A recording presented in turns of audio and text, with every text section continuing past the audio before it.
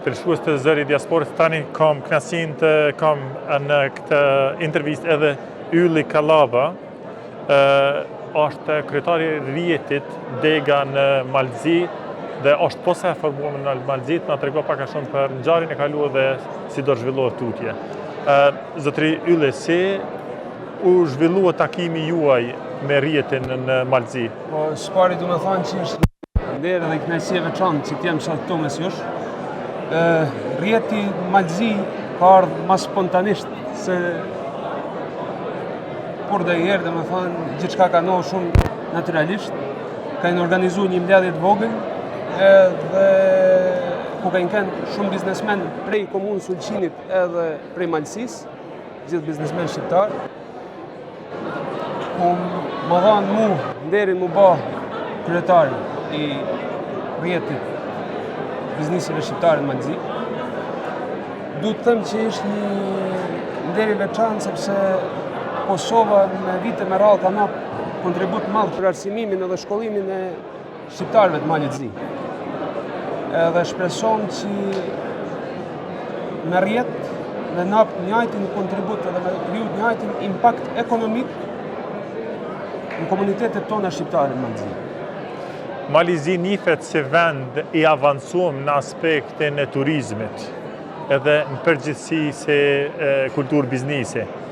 Sa mendon që do të ndihmon ky rrjet, i cili shtrihet gjithanë botës të zhvilluar, ku ka deg Malit të Zi, konkretisht shqiptarëve të Malit të Zi, të marrë parasysh që ju tani si kryetar dhe keni mundësi ta bëni një thirrje më të shpeshë dhe më të lehtë që të hyjnë bizneset në Malzi. Po, mund të them që kam marrë kontribut madh në promovimin e Ulqinit, mas pari se ata që se njohin Ulqinin është një vend i mahnitshëm, edhe me gjenerata të tëra njerëz të ndryshëm prej Kosovës, prej Shqipërisë vinë me bë pushimet e verës në Ulqin. Mendoj që ka më mas shumë të kontribut në promovimin e Ulqinit, që gjinë e marrë me pa të bukurinë që ishte aty.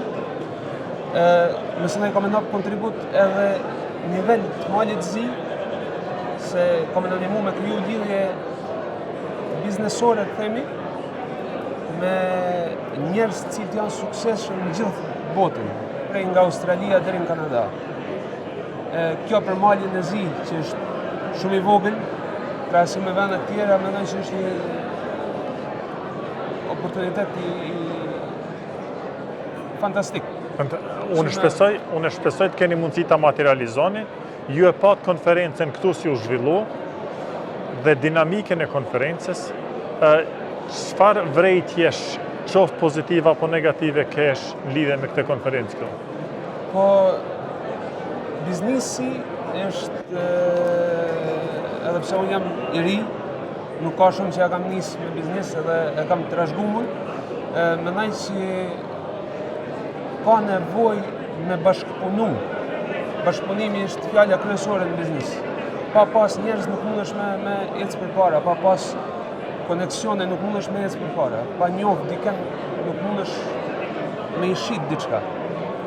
Duhet mas pare me njoh dikën, me pas çka i nevojitet atij personi që me mujt me ofru diçka. Kështu që neve na duhet me shikoj interesat tona edhe me gjetë interesat e tjerëve që me mujt me bë bashkë edhe me dal gjithë kënaqur prej këtij bashkëpunimi që mund të kriju pikë të rrjetit. Unë të përgëzoj, me që je tani i ri në rrjetin e bizneses, unë mendoj që kime pas edhe shumë shembuj dhe shumë përkraje prej kryetarit të rrjetit dhe gjithë kryetarëve të tjerë të degëve, për arsye se unë punoj me rrjetin shumë gjatë, edhe i njoh individualisht edhe janë shumë përkrahës dhe kanë ndërmend ta shtyjnë këtë rrjet në shkallë tjetër. Unë mendoj që je i privilegjuar. Jo vetëm ti, po dhe unë, natyrisht, që kem qasje tek njerëz të tillë që mendojnë biznesin edhe shohin biznesin ndërlidhen shqiptare sidomos.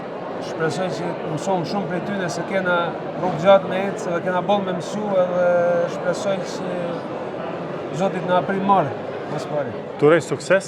Ishte kënaqësi. Edhe natyrisht gjithë shqiptarët në Malzi. Faleminderit shumë. Faleminderit, sukses.